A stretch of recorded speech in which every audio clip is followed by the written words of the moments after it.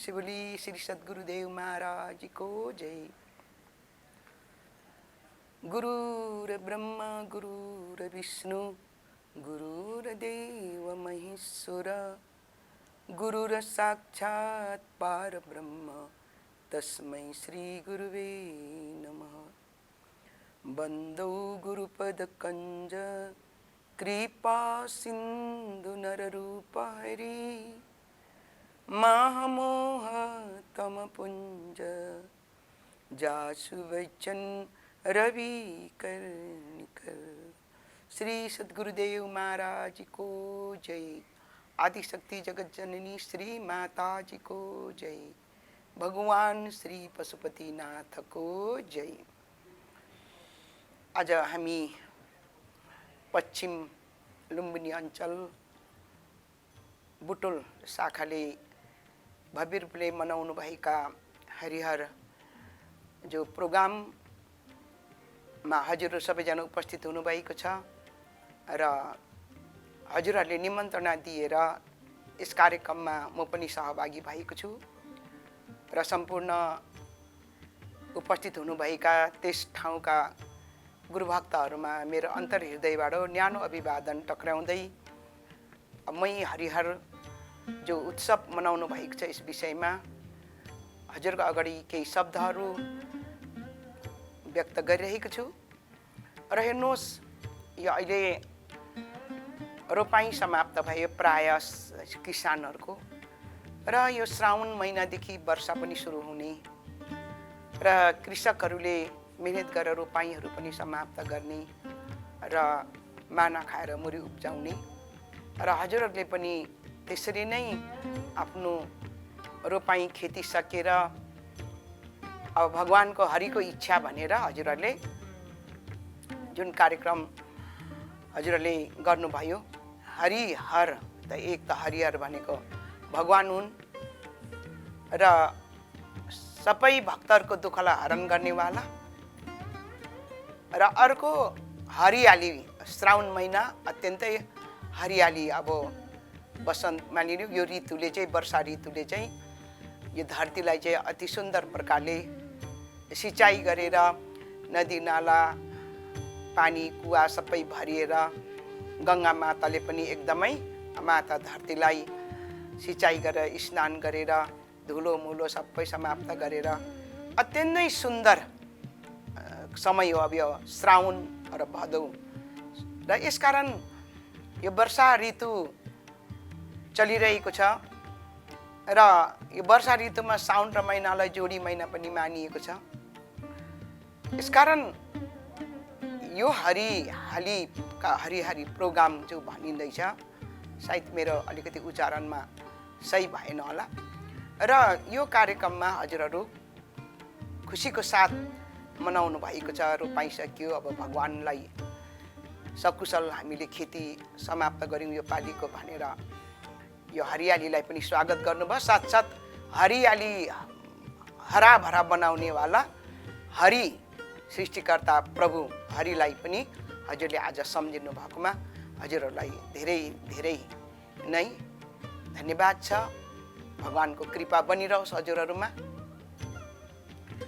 र हेर्नुहोस्, यो खुसियालीको समयमा आज हामीले बाहिर त हामीले रोपाई गर्यौं, खेती गर्यौं, दुख सुख अर्को सालसम्मलाई अन्न बाली उमार्जन गर्नुभयो, वर्षा ऋतु भइरहेको छ। तर हामीले गुरुमाजी कृपाद्वारा अन्तर्जगतमा पनि यस्तै नै हरियाली ल्याइरहनु पर्यो। कहिले पनि पतझड ल्याउनु भएन। सधैँ हरियाली, सधैँ वर्षा ल्याइरहनु पर्यो। जसरी सत्संगको वर्षा, जति सत्संगको वर्षा हुन्छ प्रत्येक भक्तको हृदय मन्दिरमा, हृदय जगतमा, त्यति नै हरियाली हुन्छ। के को हरियाली? गुरु सेवा हैन, सत्संग, ध्यान उपासना, आत्मदर्शनको, भाइचाराको, समदृष्टिको हरियाली हरा भरा भक्तको जीवनमा पनि आइरहनु पर्छ। यसलाई हामीले ओइलिनु दिनु भएन, सिंचाइबाट कम गराउनु भएन। तब मात्रै तपाईँ हाम्रो जीवन धन्य हुन्छ र हामी गुरुभक्त पनि धन्य हुन्छौँ। गुरुभक्त भएपछि गुरुको भक्त कसरी निभाउनु पर्ने, भक्ति कसरी पुरा गर्नुपर्ने, अन्तिम श्वास भइन्जेल हामीले गुरु भक्तिलाई निभाउनु पर्छ। तब मात्रै हामीले पुण्य प्राप्त गर्न सक्छौँ। हामीले गुरु ज्ञान लिएको महत्त्व तब हुन्छ, तब गुरुले पनि भक्तको उद्धार गर्नुहुन्छ। तर बिचमा हामी अनेकौं प्रकारको उत्राउ चढाउ सङ्घर्षमा मानिस के हुन्छ, आत्तिन्छन्, हरेस खान्छ। अनि हरेस खाइसकेपछि गुरु भक्तिबाट केही बिछोडिन्छ। एक कदम अगाडि बढ्नु पर्नेमा भक्तहरू 10 कदम के गर्छ, पछाडि सर्छ। त्यसरी सर्नु भएन, पछाडि कहिले पनि पछि सर्नु हुँदैन। जति सक्दो गुरु भक्तिमा आफ्नो कदमलाई अगाडि नै बढाउनु पर्छ, एक एक गर्दै। त यो अगाडि बढाउने प्रेरणा नै हामीलाई हरिले दिनुहुन्छ, नामको सुमिरनले दिन्छ, सेवाले दिन्छ, सत्सङ्गले दिन्छ। त यसप्रति गुरु महाराजजी पनि बहुत ठुलो भक्तमाथि कृपा बर्सिरहन्छ। त यसरी हामीले आफ्नो जीवनमा गुरु भक्तिलाई पूर्ण रूपले बुझौँ र जति हामीले यसरी खेती किसान गर्छौँ, खेती किसान गरिसकेर अन्न बाली जब हामी गोडगाड गर्छौँ, त्यो अन्न बालीले के गर्छ, हामीलाई फल दिन्छ। अनि हामी अब अहिले लगाएको खेती फेरि हामी कार्तिक महिनामा त्यो फललाई हामी उठाउँछौँ। कर्म गर्ने हामी कर्म गर्ने अधिकार दिनुभएको छ। फल कसले दिनुहुन्छ? फल परमात्माले दिनुहुन्छ। तर हामी कर्म त गर्यौँ, फेरि फल पनि हामी आफै नै ल्याउने भन्ने, हामी आफैले पाउने भन्ने कुरो मैले फल पनि हाल्छु भन्नु चाहिँ असम्भव हो। त्यसले गर्दा भगवान् श्रीकृष्ण महाराजले अर्जुनलाई भन्नुभएको छ नि, कर्मण्ये भनेर, कर्म गर्ने तिम्रो अधिकार छ तर फलको आशा नगर भनेर। र हो, हाम्रो कर्म गर्ने अधिकार हो, फलको आशा गर्नु हुँदैन। फल त प्रभुले दिने हो। र अहिले हामीले कर्म गर्यौँ, खेतमा बाँझो जोतेर हिलोमा डुबेर हामीले खेती लगायौँ, कर्म गर्यौँ। अब यसलाई हामी सिँचाइ गरिरहन्छौँ। त यसभित्रमा आएको घाँसहरू काम नलाग्ने जङ्गलहरूलाई हामी निकालेर फ्यालिदिन्छौँ। तब यो कर्म गर्ने हाम्रो। तर कात्तिकको दिनमा धान नुइने र त्योभित्र चामल प्रवेश गर्ने र पकाउने काम तपाईँ हाम्रो होइन। कर्म गरेको थियौँ, फल कसले दियो? प्रभुले दिनुभयो। यो फल पनि मैले नै हाल्ने हो भन्नु थाल्यौँ भने, ती धानको बोटै नुएन भने, चामलै पसेन भने, बालै लागेन भने, कार्तिक मङ्सिरसम्म पनि बाला लागेन भने, कर्म त गरेको थियौँ, बाला किन लागेन? त्यो बाला झुकाउने, बाला लगाउने, त्यो धानको बालाभित्र चामल भर्ने हामी होइन, कर्म गर्ने हामी, फल दिने हो। त्यसले गर्दा हामीले त्यसरी नै गुरु भक्ति पनि, गुरु महाराजजी मैले यति ध्यान गरेको छु, मलाई यो दिनुहोस्, त्यो दिनुहोस्, मलाई कृपा गर्नुहोस्, मेरो रोग जाति पारिदिनुहोस्, होइन, मेरो यो समस्या गुरु महाराजजी हल गरिदिनुहोस्, इत्यादि इत्यादि भन्न थाल्यौँ भने यो केही पनि हामीलाई मिल्दैन। हामी त सिर्फ गुरु सेवा गर्ने हो, सुमिरन गर्ने हो, सत्सङ्ग गर्ने हो, फल गुरु महाराजले दिनुहुन्छ। ध्यान सुमिरन पनि छैन, सेवा पनि छैन, त्योभन्दा धेरै आशा गऱ्यो भने कुल दिन्छ। त्यसकारण हामीले, समाजले के भन्ने गरेको छौँ भने, भगवान्ले दिन्छ भन्छ, भगवान्ले दिन्छ भन्छ, आफूले 10 नङ्ग्री नखाइकन 8 घन्टा आफू नखटिकन एउटा सिनको पनि भित्र पस्दैन भन्ने हामी गर्छौँ। अनि सबै हामीले गरेको भगवान्ले थोरै दिएको हो भन्छौँ हामी। हामीले गरेर पो हामीले पायौँ, हामीले गर्दै नगरेको भगवान्ले थोरै दिएको हो भन्छौँ हामीले, होइन। तर दिन्छ, भगवान्ले नै दिनुहुन्छ। हामी चाहिँ के भएको छौँ भने यति भ्रमित भएको छौँ र अनि हामी मपना भयो। मैले गरेको मै हो, सबै कुरो मैले गरेको, मैले नगरी हुँदैन। भगवान्ले दिएकै होइन, भगवान्ले कहाँ दिन्छ। मै खटिरहेको छु, रात दिन मै अगाडि बढिरहेको छु, खोइ भगवान्ले दिने भए त यहाँ भाँडाभरि पानी हुनु पर्थ्यो, डालोभरि चामल नघट्नु पर्थ्यो होइन। यस्तो भन्छ भगवान्ले दिने भए। त्यसले गर्दा यहाँ 1 किलो चामल निकाल्नुलाई कति मिहिनेत गर्नुपर्छ, 1 गाग्रो पानी जुटाउनलाई कति मिहिनेत गर्नुपर्छ, भगवान्ले दिने रे भनेर समाज हामी सबैले त्यसो भनेको हुन्छौँ।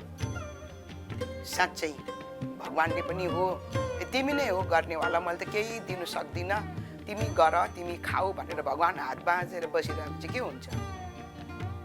अनि बारिस पानी नै परेन भने, सिँचाइ नै भएन भने, नदी नाला सबै सुक्नु थाल्यो भने के हुन्छ।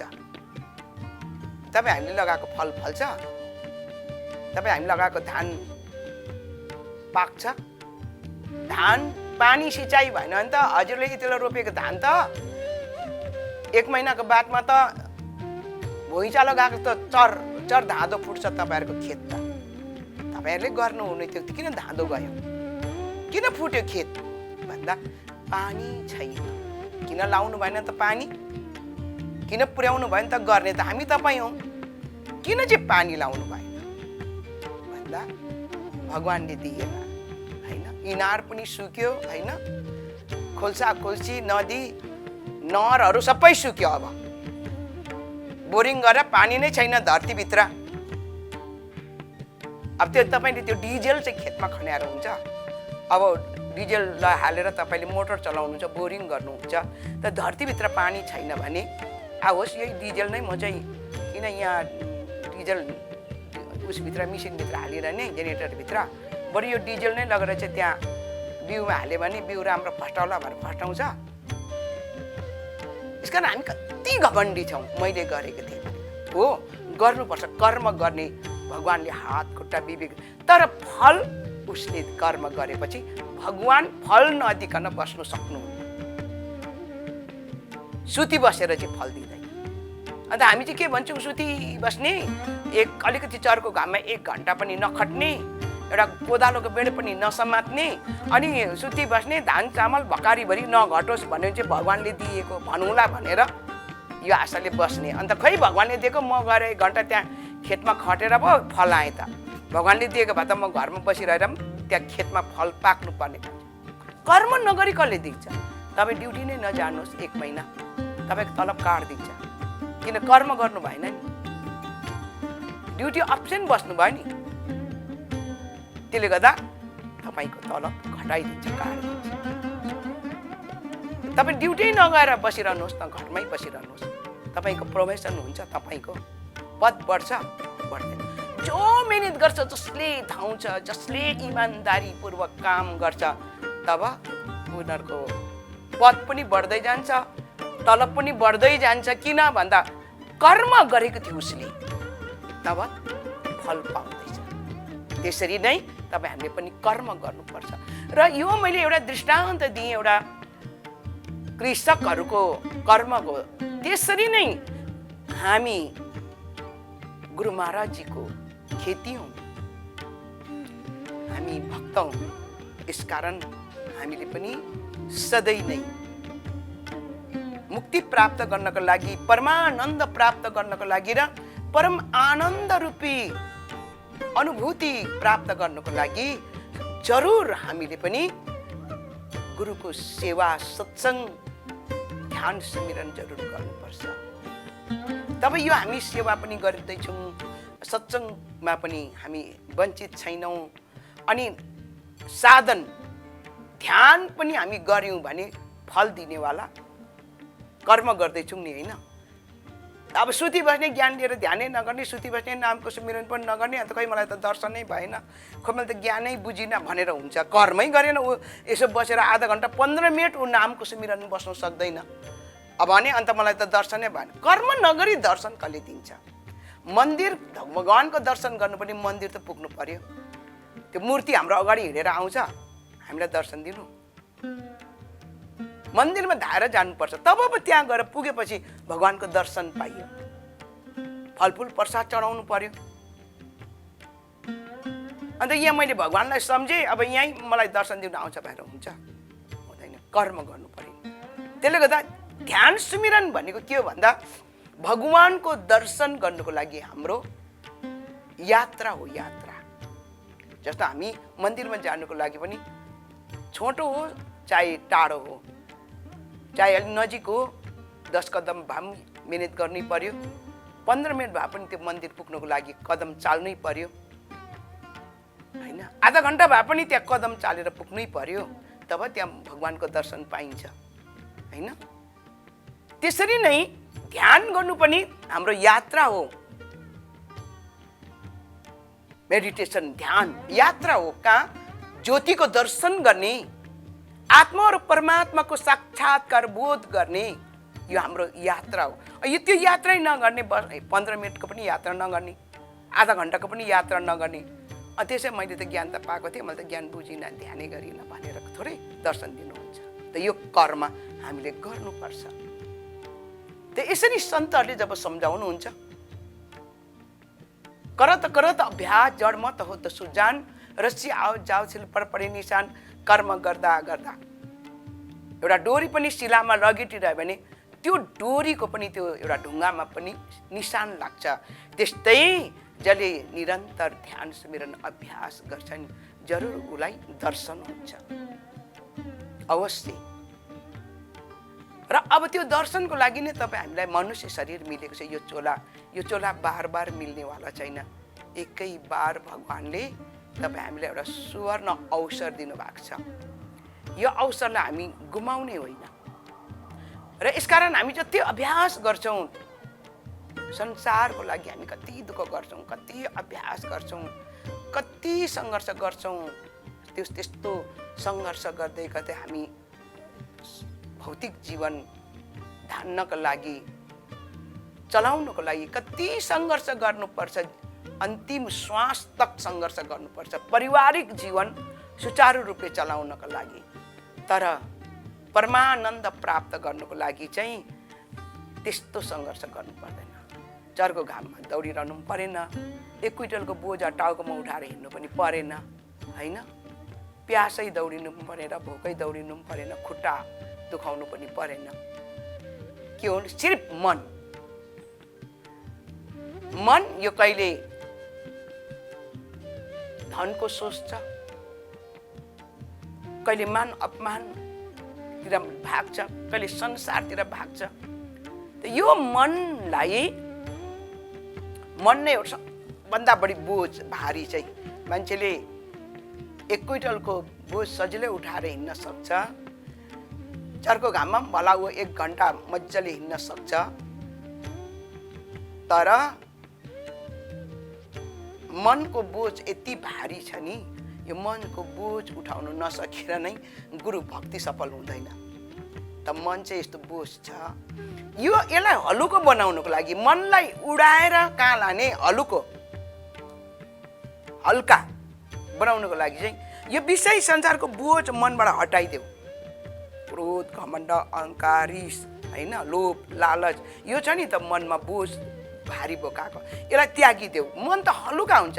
त मन हलुका हुनु बित्तिकै सिधै गुरु महाराजजीको चरणको ध्यान, नामको सुमिरन अनि प्रकाशको बोध हुन्छ। मन त्यति छिटो लाग्छ। तर के गर्ने, होइन? क्रोध घमण्डको बोझ मनले बोकेर हिँडिरहेको छ। त्यसले गर्दा सन्त कबीरले भन्नुभयो कि जब मै था तब हरि नाई, अब हरि आई मै नाई, प्रेम की गली अति साकरी, तामे दो न समाई भनेर। जब मपना थियो, मै हुँ, मैले गरेको, म यस्तो, म उस्तो, मपना थियो नि, अहङ्कार भन्छ त्यसलाई।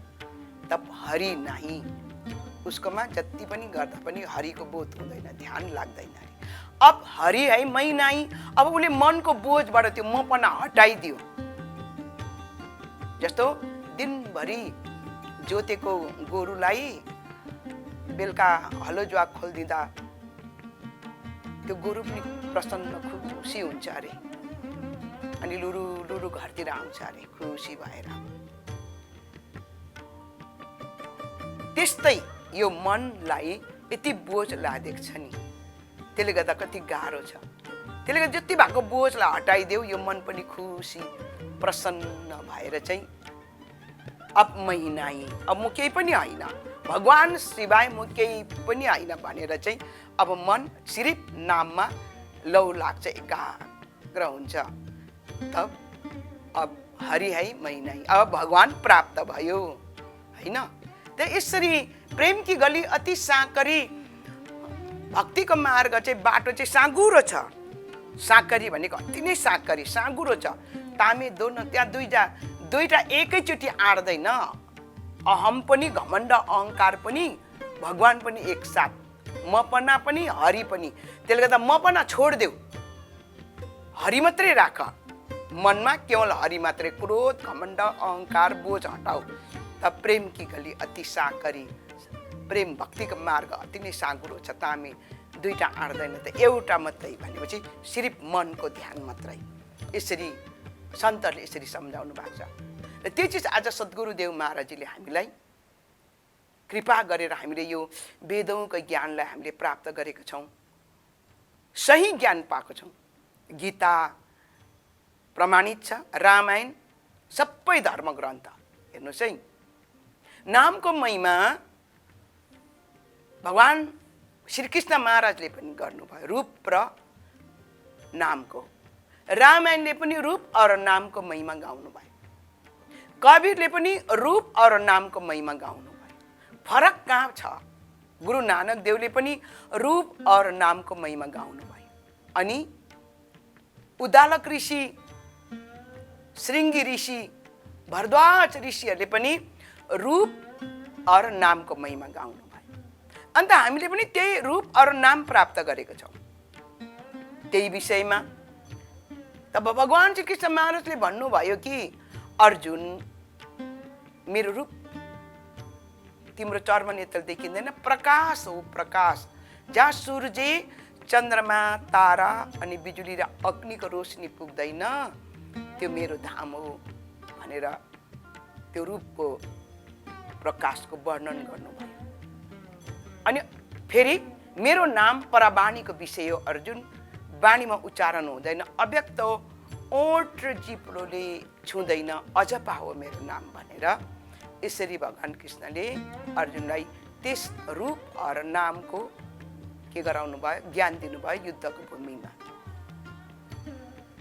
त्यही चिज नै तुलसीदासजीले के भन्नुभयो भने रूपको वर्णन गर्नुभयो उहाँले।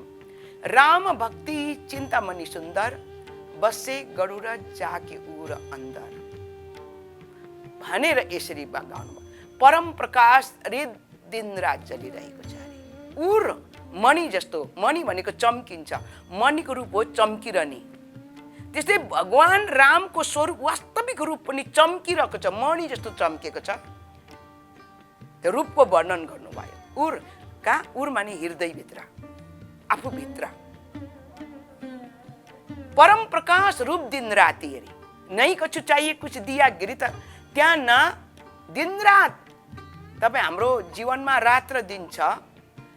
जुन बेला दिन हुन्छ सूर्यको किरण, जुन बेला रात हुन्छ त्यहाँ हामीले सूर्य पाउँ, अन्धकार हुन्छ, त्यसलाई हामी रात भन्छौँ, जहाँ प्रकाशको अभाव छ। तर भगवान ईश्वर भक्तिमा अन्धकारको नाम छैन भने परम प्रकाश अरे दिन रात, कुन दिन कुन रात, त्यहाँ रात भन्ने नामै छैन।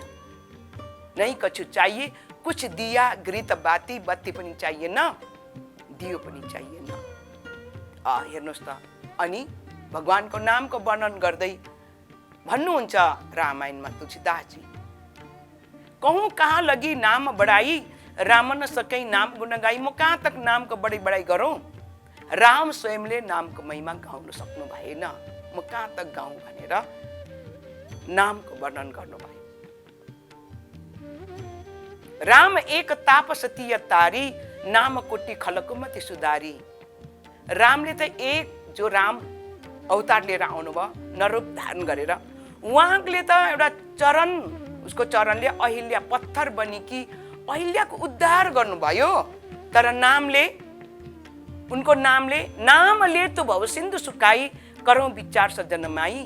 नामको सुमिरन गर्ने भक्तको लागि पाप रूपी सागरै सुक्यो, विचार गर मनमा भनेर यसरी नामको वर्णन गर्नुभयो।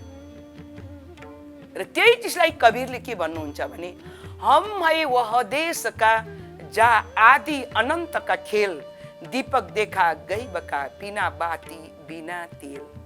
अघि तुलसीदासले के भनेको थियो, ना दिया ना घृत ना बाती, त्यहाँ दियोको पनि जरुरत परेन, घिउ पनि परेन, दियो बाती पनि परेन भने कबीरले पनि त्यही भन्नुभयो।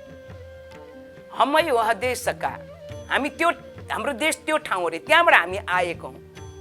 जहाँ आदि अनन्तका खेल अरे, दीपक देखा भनेको मैले प्रकाश देखेँ त्यहाँनिर, कस्तो भन्दा बिना बाती बिना तेल अरे, न त्यहाँ बाती थियो न त्यहाँ तेलै थियो भनेर। ल मिले कि मिलेन भन्नुहोस् त।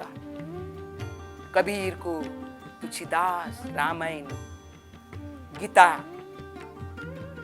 उपनिषदमा पनि त्यही भनिरहेको हुन्छ। ऋषिहरूले भगवानको रूप ज्योतिको पनि परम ज्योति प्रकाशमान कहाँ छ, सबको घटघटमा विद्यमान छ।